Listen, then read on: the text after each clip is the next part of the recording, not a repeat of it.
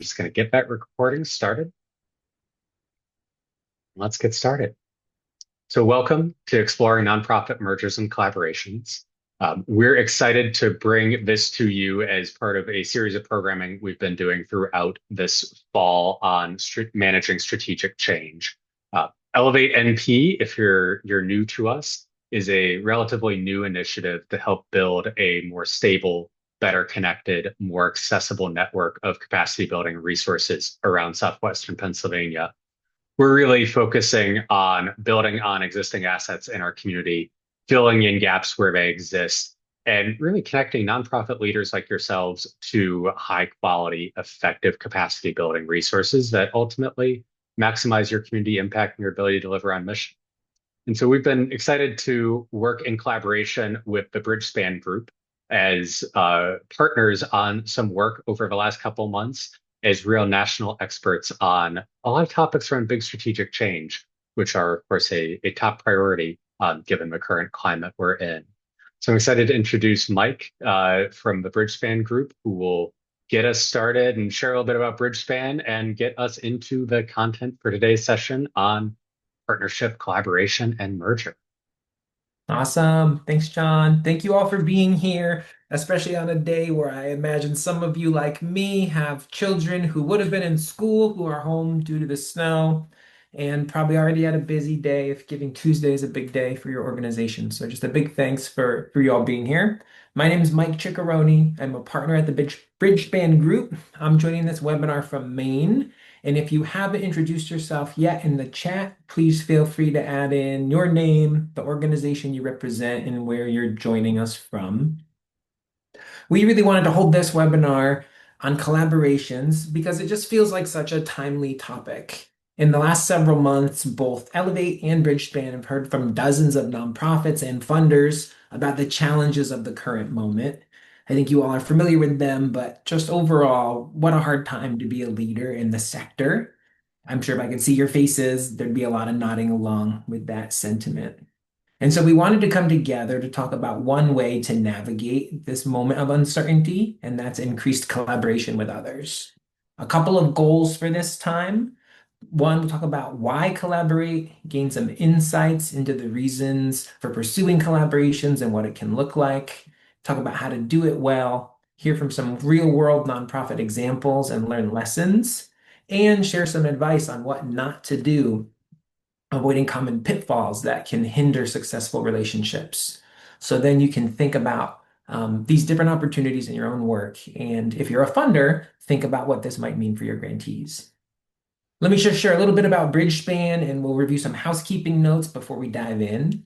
Bridgespan, as you see here, we're a nonprofit ourselves with a mission around helping make the world more equitable and just.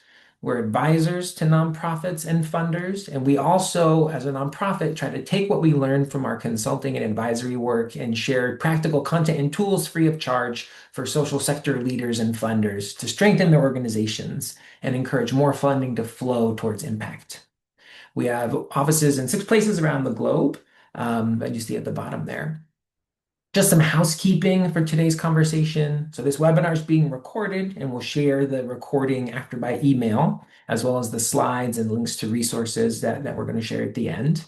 If you have any questions for the speakers, please use the Q&A function in the webinar so that it doesn't get buried in the chat, but feel free to use the chat to comment as we go along. And then finally, we'd love your feedback at the end. So please complete the post-webinar survey that will launch at the end of the session. And if anybody just joined, feel free to introduce yourself in the chat. On the next page, I'll just introduce my colleagues briefly and ask Vlad and Amma to say a quick hello and let everybody know where you're calling in from. Hey, Vlad. Hey, Amma. Hello, great to be here. I'm Vlad, a senior manager based out of the Boston office, but I'll be going on PTO soon, and I'm calling in from Romania currently. Hi, I'm Alma. I'm a manager based in our Boston office, but currently calling in from New York. Great to be here with y'all. Awesome. Thank you, team. So the plan today, we'll go through a little bit of content around collaborations, the different forms they can take, Vlad and I will walk through some of that, and there's also a poll we'll share. And then Amma will lead us through a fireside chat with two leaders from the region who have been through mergers in particular to share some of their hard-won wisdom. So let's go to the next page and just talk a little bit about today's context. The lessons we're going to share today are drawn from our work across many, many clients, nonprofits, and funders. And it's just important to situate it in what organizations are facing today. We know there's big funding and policy changes across the sector, some things that have already been enacted, some things that have not yet been put in place, and there's ambiguity even about whether those changes will happen. There's been changing perspectives and policy that really affects the different groups in the communities we serve, whether it's Latino communities, LGBTQ communities, people facing marginalization in all forms.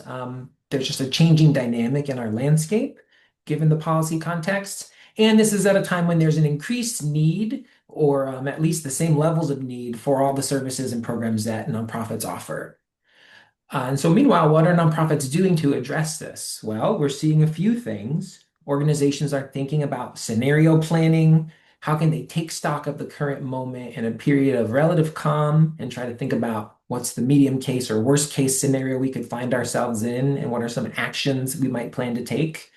Organizations are already making short-term shifts, whether that's trying to cut costs, finding ways to protect key communities, finding ways to amplify their most impactful programs. And organizations are thinking about longer-term strategic pivots, trying to think about what's the most important impact they can have, given what they're best at, and also thinking about ways they could leverage things like artificial intelligence to accelerate their impact. And all at a time when the funding environment is even tighter, and so it can be important to streamline and get more efficient given what's going on, which is hard given, that sometimes feels like you're, cutting into the bone given how thin budgets already are for some organizations. And then also in this context, we've heard about a lot of organizations exploring partnerships and collaborations. And so that's where we want to dig in today and share again some examples and some frameworks and some tools for thinking about that. So on the next page, wanted to talk about what we've observed, this spectrum of different kinds of collaboration, from a lower level of integration on the left-hand side to a more intensive level of integration on the right-hand side. These 4 categories describe some of the most common forms of formal collaboration, though there's others as well, and you might even do similar kinds of work, but call it something slightly different. But let's talk about these 4 in turn. First on the left, associations. These are really about organizations coming together in a coalition or a collaborative and working together over a period of time towards some shared goals. And there's typically a formal agreement in place, but governance for the organizations involved remains separate. So on the page here, one example is the Black Mamas Matter Alliance that Bridgespan's researched and worked with.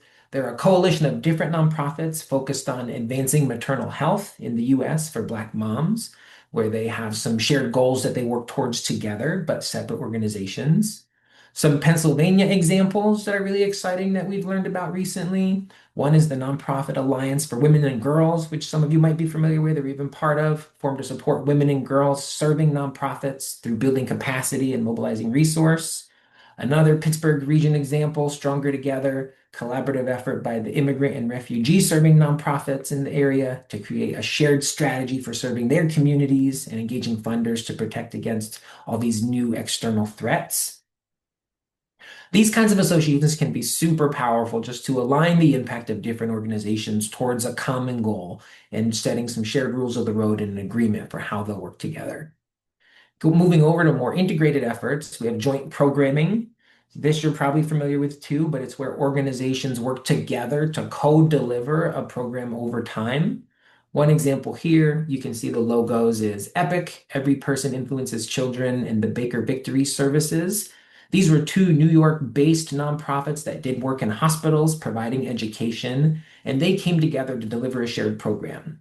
They both wanted to increase their reach and footprint, and they had a shared need, the desire to really measure their impact better. And so they developed a shared curriculum. Each of these organizations had a distinct strength they drew on. One was really good at creating parent curriculum. One had really deep medical expertise. And they weaved those together into a pitch for funding for one joint program that they offered. And with that, they were able to reach many more people. And as part of that, the funding helps them collect more program data showing improved outcomes.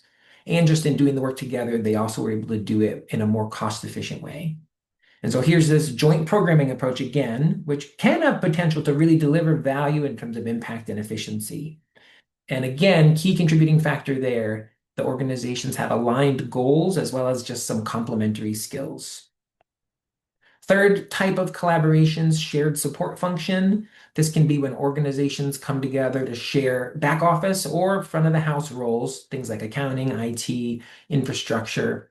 And in the scenario here, typically one organization either contracts with another or two organizations might get together and together hire a third party. Again, there's a formal agreement in place, but the nonprofit governance remains separate. And so the example here you see at the bottom of the page, two organizations that were based in Minnesota, multi-service organizations in adjacent areas, operating similar programs focused on workforce development. Arrowhead Economic Opportunity Agency, AEOA, and Kutaska Community Action.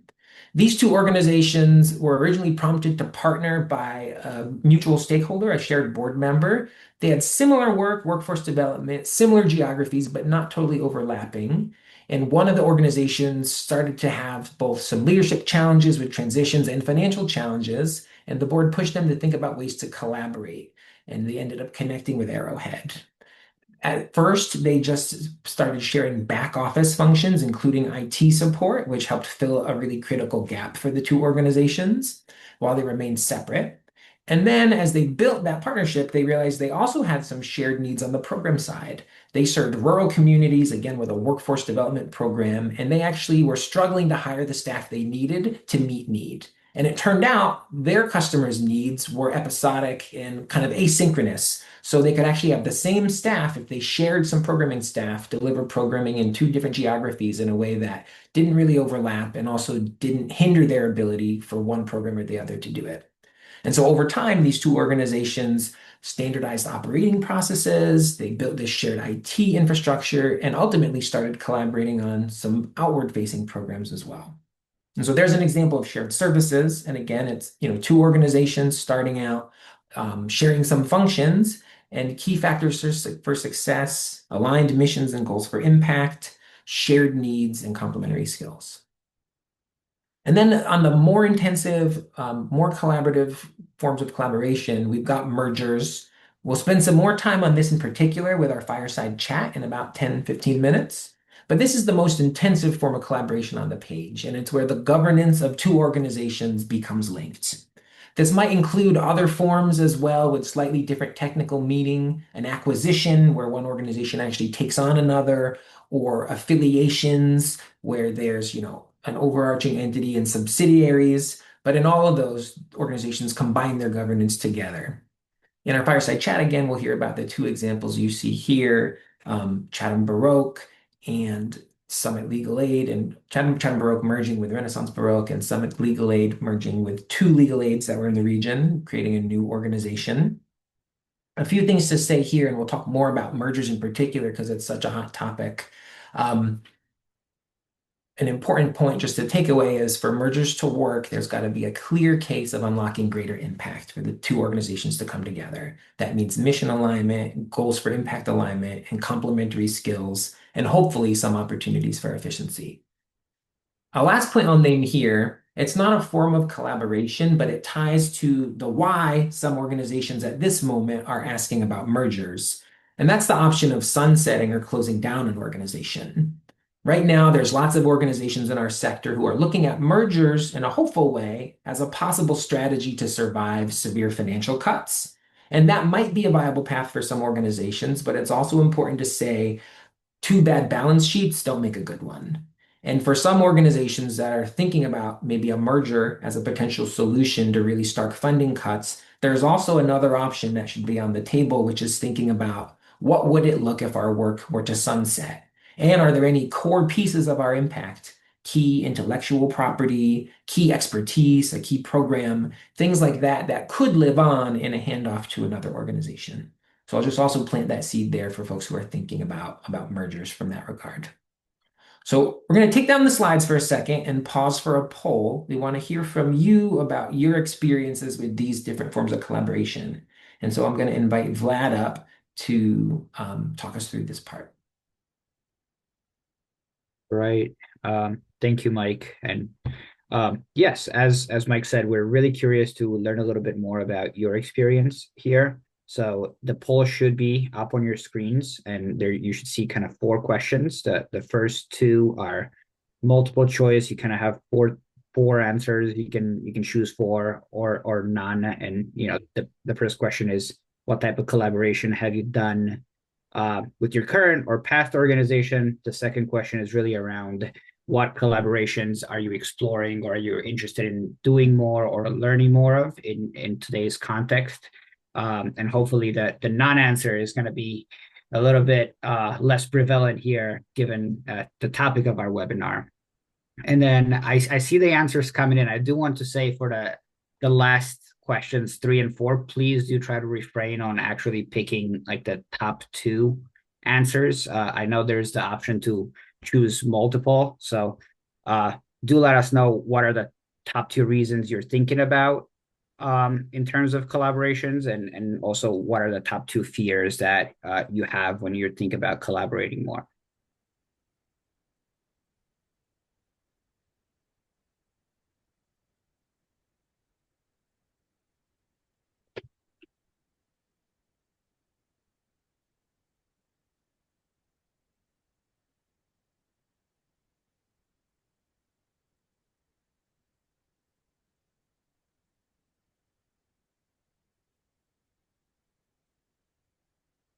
Take one more minute. I know some of you might have like a 7-year-old who just came in from the snow on a snow day or something, but want to give folks a chance to complete the poll if you're going to. We're about 70 people working through about 100 people in the meeting. So we'll just give, 60 more seconds for people to finish their response, and then we'll share the results.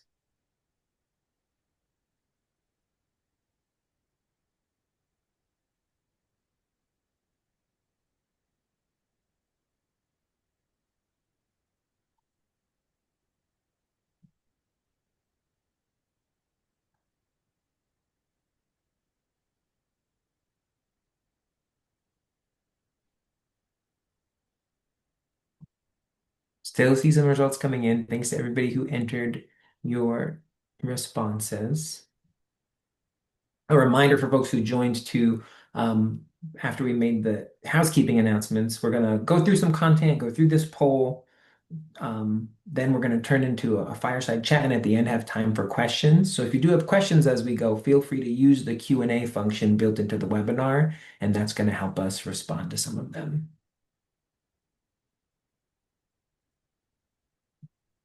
Okay, I think we can Maybe just close the poll. yeah. Glad, yeah. Let's see the results. So you should see the results up on your screen. One thing I'll name, so when we've done surveys of the sector at Bridgespan of just their experience, the responses to question 1 is often what we've seen. The looser forms of collaboration have less of a bar to them, and so they're more common. Things like mergers and affiliations, less common. But actually, I'm surprised that 23% of you all have explored mergers, affiliations, or subsidiaries. That's high, but maybe no surprise. That's why you joined this webinar. And then meanwhile, on folks' interest, a lot of the leading candidate being shared support and administrative functions. I think that's really interesting, but also makes sense given what we're seeing out in the landscape. Vlad, what do you see in terms of people's top reasons? Yeah. I think it's also pretty interesting to see that in terms of the top two reasons that folks are thinking about actually expanding their reach and serving more clients, or kind of cost savings, or sort of sharing operational expenses, which is quite interesting. I mean, there's still quite a few folks that are kind of taking the we are struggling financially bucket. But you'll see, we'll talk about it more in the nonprofit world.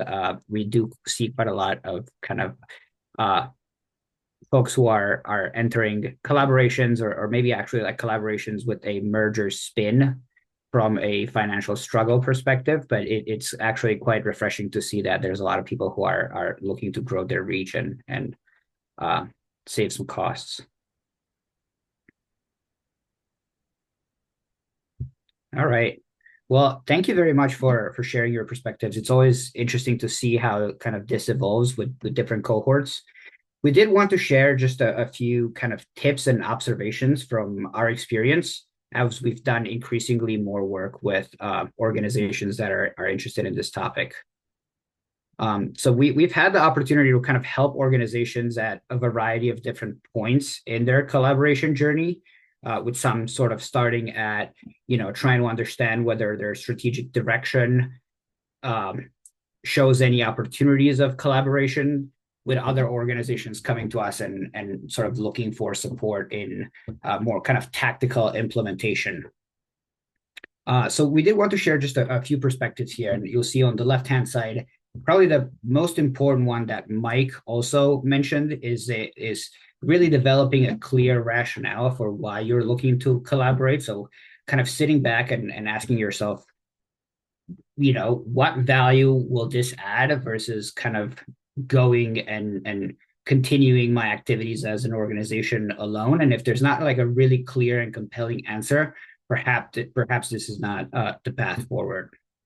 Another interesting thing to consider here is to actually proactively source and screen potential partners and make sure that you're conducting thorough due diligence. And this is not just from the perspective of hard facts, but also thinking about some of the softer topics like culture and values alignment, which we'll see later on, even in the fireside chat, that it can be critically important. So for certain organizations, it is pretty kind of telling. There is a certain partner that they could see themselves working really well with. But we have seen a lot of success when folks kind of take a very systematic and structured way to sourcing and screening potential candidates. And then another one I would name is really around making sure you negotiate and structure your collaboration, and you actually don't sort of underinvest in this particular component. In cases where we've seen collaborations go really well are cases where both sides of the aisle have decided to sort of painstakingly sit down and kind of walk through and negotiate how sort of the new collaboration or the new structure will look. It's pretty easy in many cases to kind of equate lack of agreement with failure and walk away, but we've seen a lot of success when folks are staying the course and really investing in this component. And then last but not least, we would also say it's important to actually engage stakeholders and particularly funders pretty early in the process. The one caveat here is that funders can obviously help with connections to potential partners. They can kind of provide resources for exploring collaboration, for integrating. So it's great from that perspective. And we do want to kind of nuance that. It is important that you kind of take stock of your own context and think about the dynamics that you're having with your particular funder and what the future funding implications might be before actually kind of broaching the subject. So one thing we are observing, and I think we've seen even in the poll, is a deeper focus on mergers, and that is kind of particularly given the current context in which the nonprofit sector is finding itself. So mergers under the right conditions can oftentimes unlock real and meaningful impact. So sort of if the stars align, mergers can expand reach and access, which we've seen in the poll results as well. It's sort of like part of your own interests. And they can allow organizations to serve more people and kind of reach new geographies faster than just growing in an organic way. So if there's an opportunity to kind of use an existing platform to grow your reach, mergers can be pretty effective there. Mergers can also help improve quality and consistency of programs, particularly by actually combining complementary program models or evidence-based approaches that don't always need to be the same, but when combined, can have kind of greater outsized impact on particular clients. And then actually by consolidating and merging forces, a lot of nonprofits are seeing better opportunities in terms of advocacy and field leadership. So merging can create kind of larger, more unified voices that are better at influencing policy and kind of sector standards. And last but not least, they do present an opportunity for financial resilience, where merged organization can diversify revenue streams. They can help stabilize cash flows and kind of unlock new funding opportunities as well. That said, it is not all kind of rainbows and roses. Merger activity or M&A activity, even in the social sector, can generally have some pretty high barriers to overcome. And one that I think is pretty important to call out is that, in the financial sector, there's a lot of focus on bottom line and kind of profit incentive, financial incentive. In the nonprofit sector, there are a variety of different dynamics that are at play. So sector leaders, particularly, have a pretty high personal alignment with their missions and with their organizations. So they often have a desire to preserve their special sauce, and in many cases, kind of their own identity or the identity of the organization that they've founded and have grown. And then another thing to call out is that it actually takes a considerable amount of focus and significant unrestricted resources to pull a merger off and kind of to like realize value in a successful way. So in the financial sector or in the private markets where mergers are a lot more common, there are a lot more available resources to kind of help facilitate this. While in the nonprofit sector, this is not yet a strategic or a common strategic tool. So there's quite limited capacity and expertise when folks are and organizations are exploring this.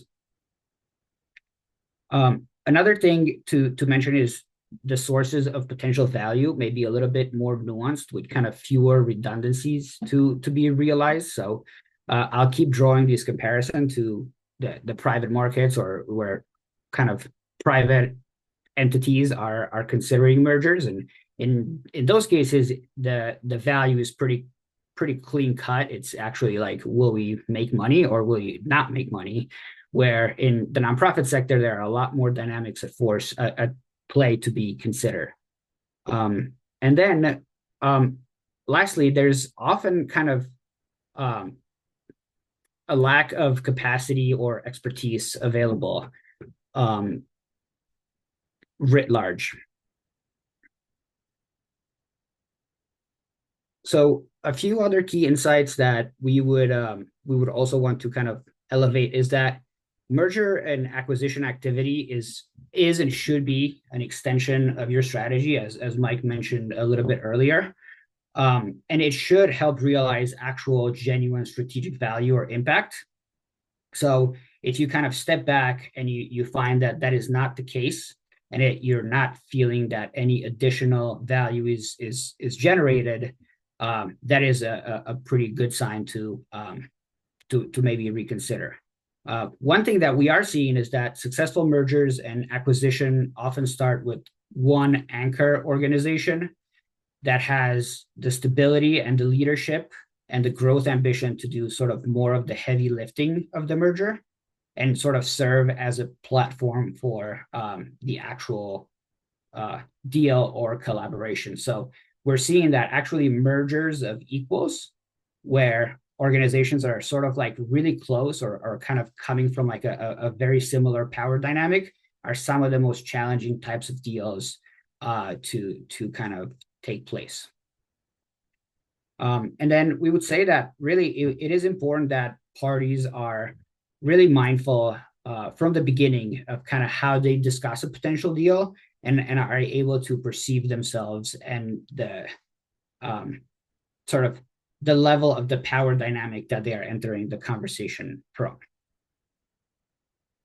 And then just before turning it over to the folks in our fireside chat, I think Mike also recognized this, but we do want to name that as you kind of start to have conversation about exploring mergers and collaborations, these discussions might actually prompt thinking about what other actions might be necessary. So for example, you might be thinking about the long-term sustainability of your organization and the potential for insolvency or even dissolution, right? So it might lead to having some really hard conversations about sunsetting. This is like a really important point to keep in mind.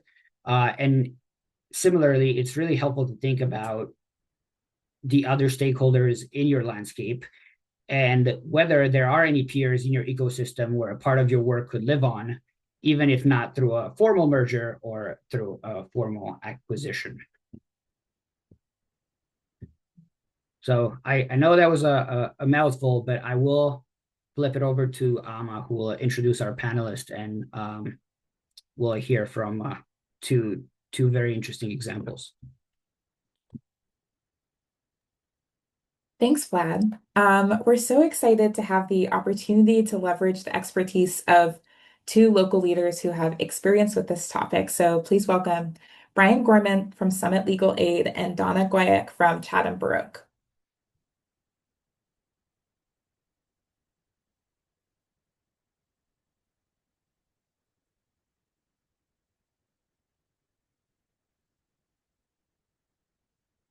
Okay, can everyone see the three of us okay? All right. Well, we'd love to start off with hearing a bit about from both of you, about the two organizations that were part of your merger and what your history of collaboration looked like prior to the merger. So maybe we start off with Donna. Hello, everyone. My name is Donna Goyak, and I am the senior advisor and very recent executive director of Chatham Baroque, who merged with Renaissance Baroque in June of 2018. And in terms of mission compatibility, it was it was a kind of a no-brainer in terms of a potential partner, where Chatham Baroque is a performing arts organization, self-presenting performing arts organization, specializing in music from the 17th and 18th centuries. Renaissance and Baroque, which I will for here on forward call R&B, was a presenting only organization that presented concerts from medieval and Renaissance and Baroque traditions, but from touring artists. And so we both had the mission of preserving and promoting early music, but we were very different in our approach to it. Although functionally there was a lot of similarities, we both presented concerts for the general public. So everything that goes along with that, the ticketing systems and the front of house and the venues and the contracts and all of that were very similar. And of course, we shared a lot of things that we all do in terms of maintaining an independent nonprofit. We had a history of doing some collaborations, but in a very informal way. We had co-presented some concerts together, more like a one-off, here and there along the way. We had both hired the same individual in a part-time capacity to be the marketing manager, and we shared an office at one point too, although we didn't share any equipment or any systems. So although there was a history, it was very informal.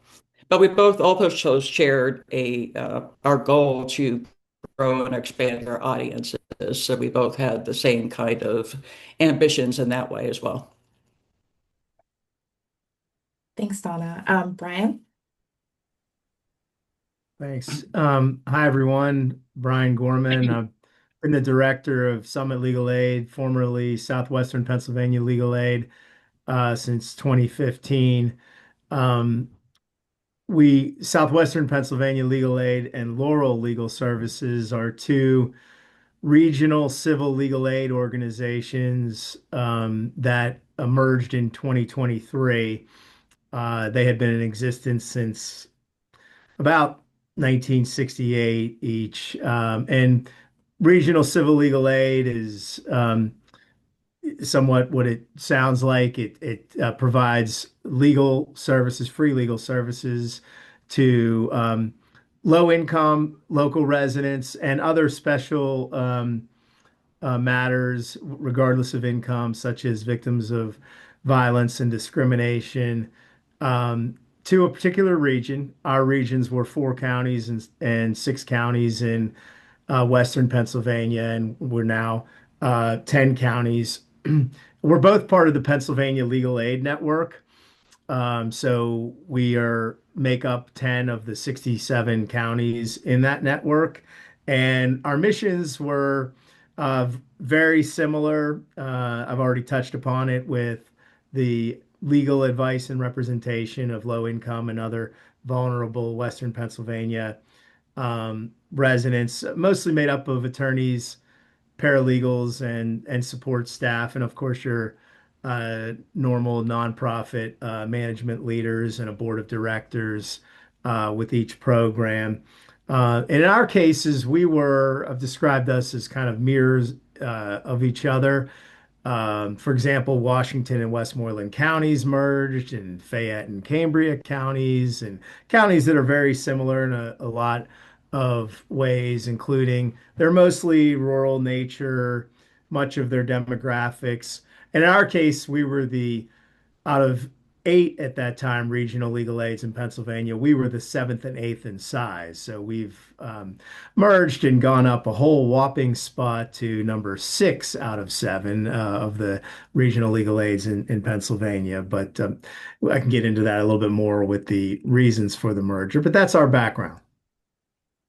Thanks so much. And it sounds like with both of these cases, there was so much similarity and a history of knowing each other, collaborating, sharing resources. So, what ultimately catalyzed the merger specifically? Brian, do you want to start us off? Sure.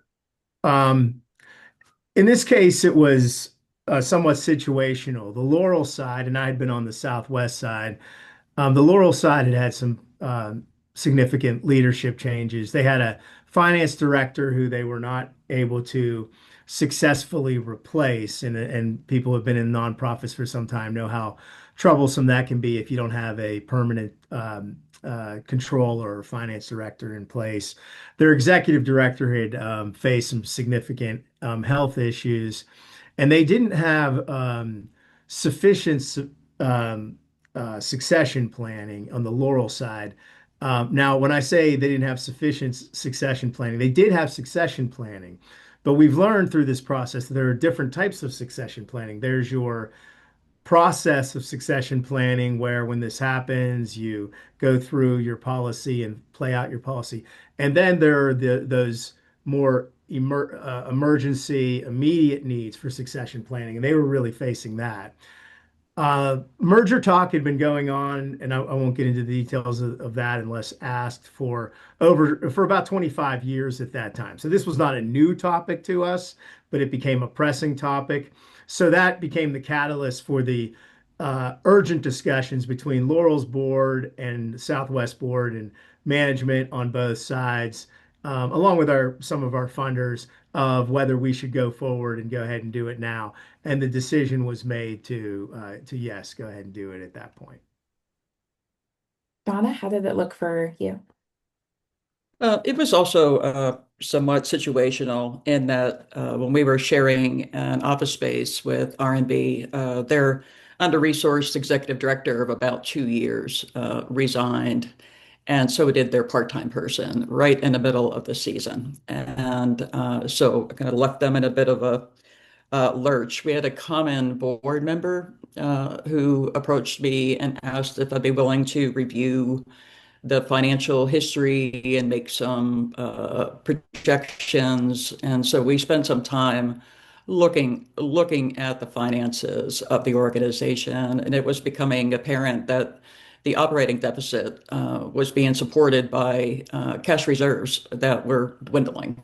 And also around that time, they suffered a loss of a major funder, in part due to dwindling audiences. And so they were, finding themselves in a bit of a bind, and they were contemplating hiring an executive director, maybe an interim, and they were again in the situation where they would be hiring us, by virtue of the salary that their budget would allow, a relatively inexperienced person. And I've always said that the smaller the organization, the more experienced ED you actually need to have, because that person needs to wear all the hats, right? So in discussions with her, and then also with staff and board leadership, approached R&B with the idea of them contracting with Chatham Baroque. Chatham, excuse me, I've got a cold. I must sound terrible. Contracting with Chatham Baroque to manage the remainder of their season. And we agreed to do so with the caveat being that we also start serious discussions about the potential for some kind of strategic alliance concurrently. And that's what we did. And how did you know, or what gave you the indication that the merger would realize value and support your mission? Well, it was in the best interest of Chatham Baroque that Renaissance and Baroque remain. It was an early music organization, the second longest continuous early music organization in the country, with a nearly 50-year history. And as the only other early music organization in town, it would not be a good look for Chatham Baroque to have the other organization go down, right? We wanted Pittsburgh to remain a center for early music on the national early music scene. So its preservation in some form was of interest to us.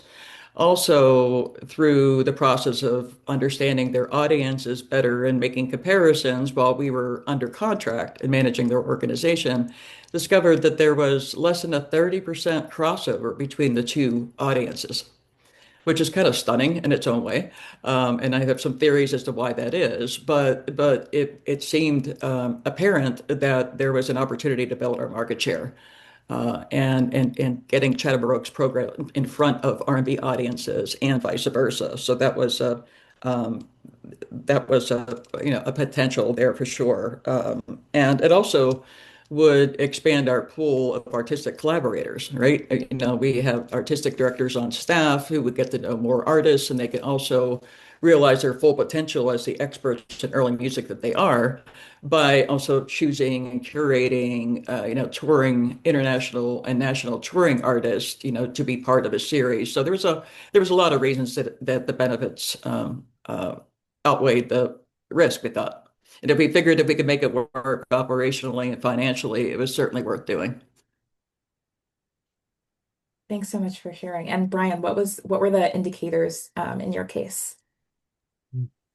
Well, we were doing very similar work, number one. The work was actually mirroring each other as well. We had engaged, and we had been collaborators in the past. We had been part of a regional consortium.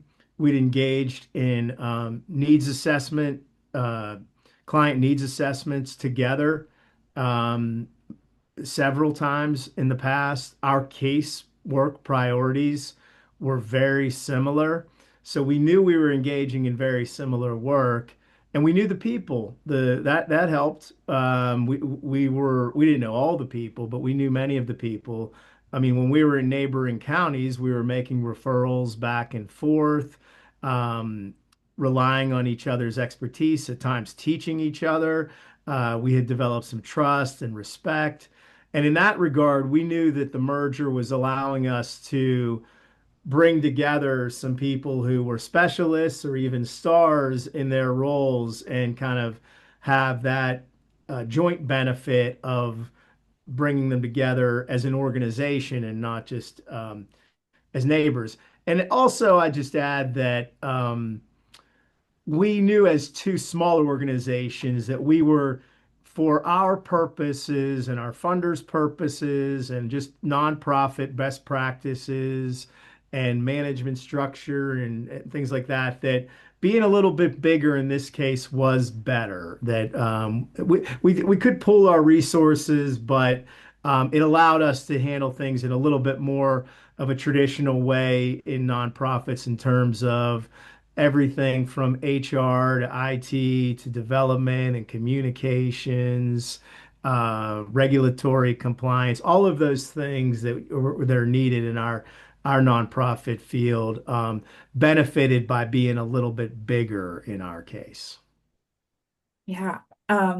Those are in both of those cases, I feel like there's so much mission alignment and mutual respect and history. So I know they seem like such like perfect examples fallen from the heavens, but I also know that the process is complex no matter how mission aligned you are. So can you tell us a little bit about the process of your mergers and what surprised you about those processes?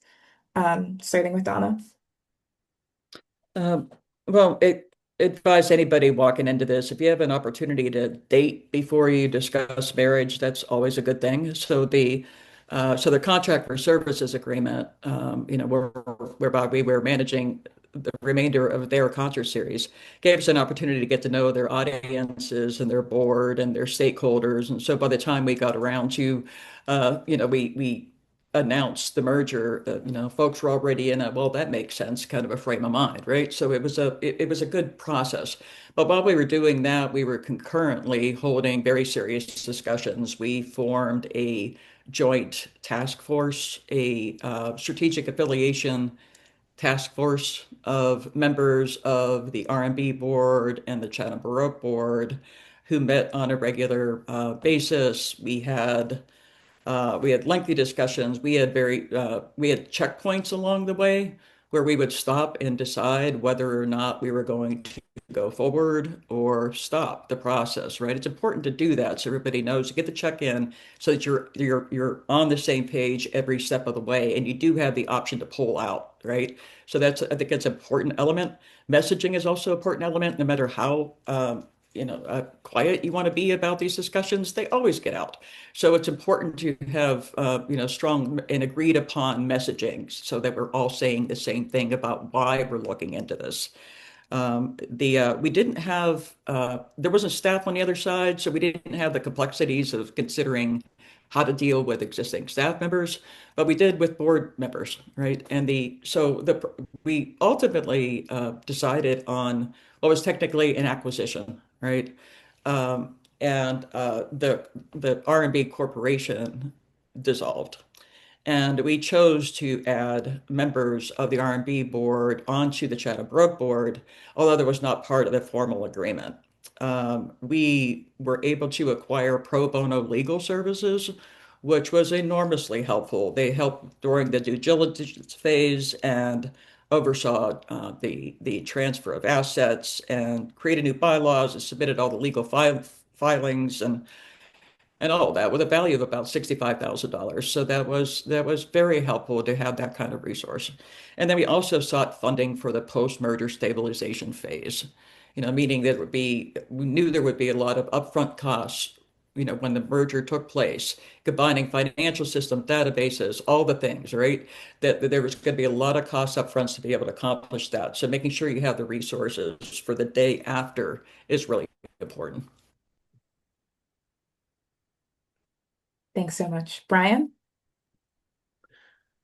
Yes, and I'd say that process is important for two main reasons. One is the process itself, doing it right, but the other is that through the process, making sure that you, to the extent you can, get the buy-in, the support of those who are going to be part of the team as soon as the process is completed, and don't alienate people through the process. So in our case, it started with there was due to unforeseen circumstances, there was some vacuum in leadership at the staff leadership at Laurel. So we needed more of the staff leadership from the Southwest side, but the boards were both in place. So it really started with the board in our case, and the conversations needed to happen with the board.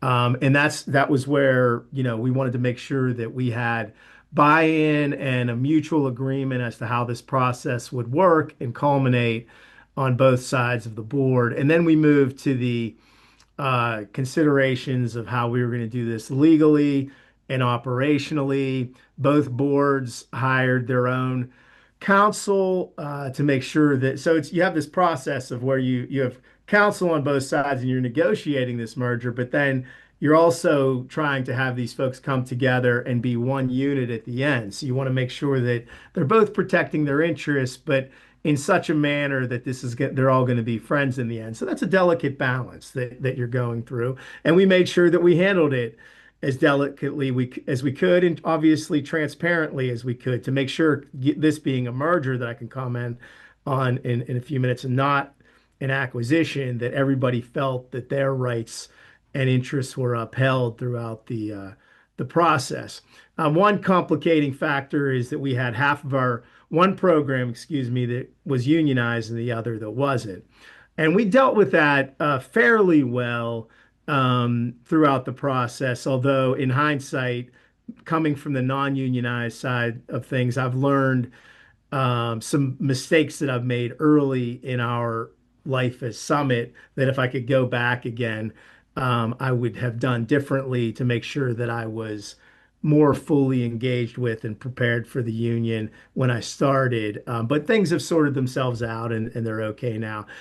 And I just point out that as part of the process, which involves a lot of things, not just the legalities of it, but what are you going to be at the end? We decided to change our name and, not just our name, but our public image, all of those things, logo that go along with the public image to become Summit. There's just a lot of that that's happening, deciding on a new name, logo, et cetera, uh, shared mission statement. But the culture, we had to deal with staff, not take things for granted with staff. They're wondering what is going on, not just what's going to happen with their job, but what's going to happen with the program. What does this mean for our future work, our future positions? So try to be as communicative and transparent with people as you can be throughout that process. And we really benefited at the end of the merger process and just before merger took effect by having a joint staff retreat. Getting people together, getting them to know each other if they're going to be merging is invaluable. And that's really where things clicked for us as a staff. It later clicked more for the board when they started having their joint board meetings. But for staff, that's where things really take off. And if you're going to have a merger or an acquisition, I'd strongly recommend something of that nature to get people together, to develop relationships, trust, and people who like each other. That always helps in this process and want to work together. Yeah, I feel like that's already a great starting point of an answer to this last question. But any advice you both have for an organization considering a collaboration or a merger? And Brian, if you want to get us started here, that'd be great. Sure. The first question I'd ask if you want to start a merger or considering starting a merger or engaging in an acquisition is why are you doing it? And I'd add to that, why not? If you're feeling defensive about it or cautious or wary about it, but why are you getting involved with the merger? There is a cost benefit analysis. And do the benefits outweigh the costs? And it's not just a cost benefit analysis, but what is the purpose for doing it? And is there going what's going to happen whenever you get to the other end of the merger and you're are merging?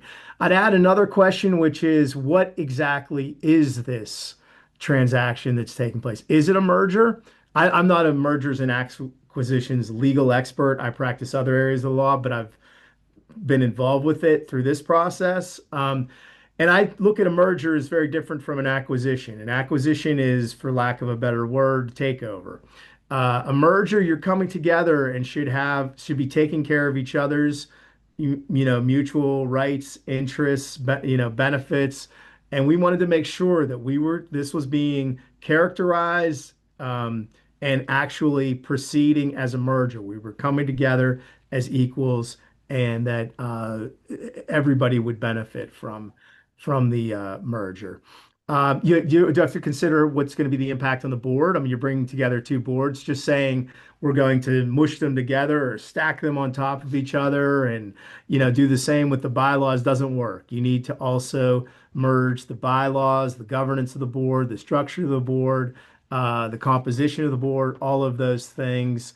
If you are opposed to the merger, ask yourself, why am I opposed to it? Am I just being defensive about this? Is it something that should go forward in spite of my apprehension? In our case, we had resisted merger for 25 years.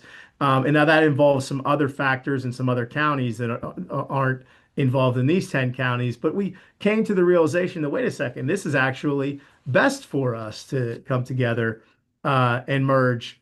And when you do merge, you have to understand and recognize that you're not going to be, as much as I called us mirrors of each other, you're not going to be 100% compatible. So you have to resolve those incompatibilities, whether they're in your programming, your your just general business practices, your culture, your leadership. You have to be able to resolve those incompatibilities and not just bring yourself together and hope that they will resolve themselves. I think, as we know in nonprofit management, if you just hope that things are going to resolve themselves, it doesn't generally happen.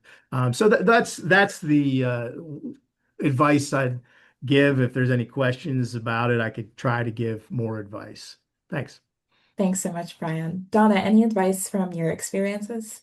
A lot of my advice is very similar to Brian's, but I would add, don't wait until you're either in operationally or financially in crisis. To RMB's credit, I mean, they could have run their series for another couple of years, and then still they have the resources to do that, but then it would have stopped, and it wouldn't have been, and there wouldn't be the legacy which currently exists today. And you need to be forward thinking, look down the road, start now, start while you still have assets in hand.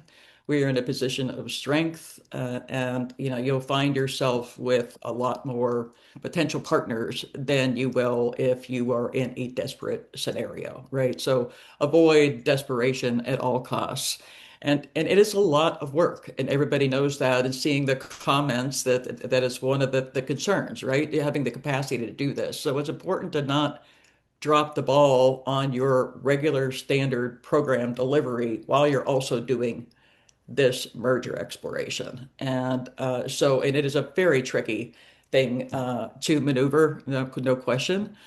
In our case, we were fortunate in that, program delivery was, we had staff on board, our artistic directors and other staff members stepped up and did some functions that weren't necessarily in their wheelhouse normally.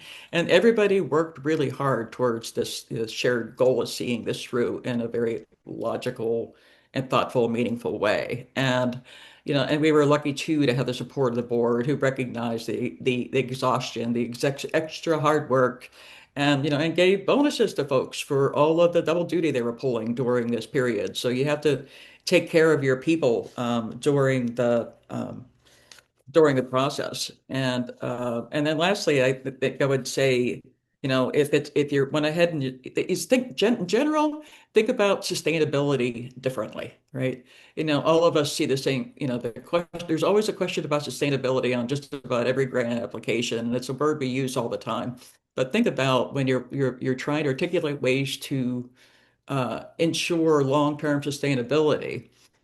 You're doing that for your mission and for your core programs, not necessarily for your own organization. And so always you can think mission first, think impact first, think the best way to preserve what it is you value most. And sometimes, admit that it may not be your organization any longer. There is no shame in that. It's thoughtful, it's strategic. If there's somebody else out there that could carry on your program, and ensure its long-term impact to the community, then be open to it. So that's another piece of advice. Yeah, that's such a wonderful note to end us off on. Donna, thank you so much. I'm going to pass it off to Mike to close us out really quickly, but thank you again so much for your time and expertise, Brian and Donna.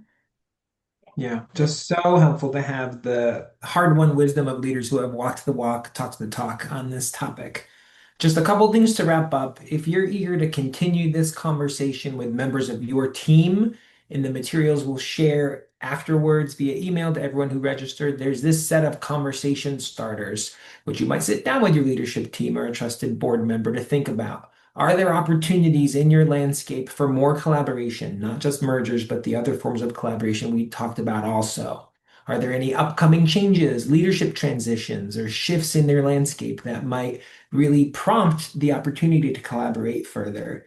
And for organizations more curious about mergers, is there a scenario where you might want to look at that? And if so, who are the candidate organizations you might think about approaching for that? Next page shares some resources you can check out for more information. I'll just point you to a couple. The America's Promise Alliance and Deloitte's Nonprofit M&A Playbook is a really, really powerful resource. Just came out this year. Tons of tools and tactics start to finish on this.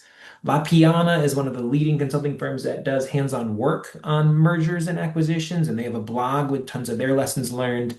And also, there's a few Bridgman pieces here that you can also read that dig into the topic. And again, you'll get these slides and these links in follow-up. Lastly, let me just hand it to John to wrap us up.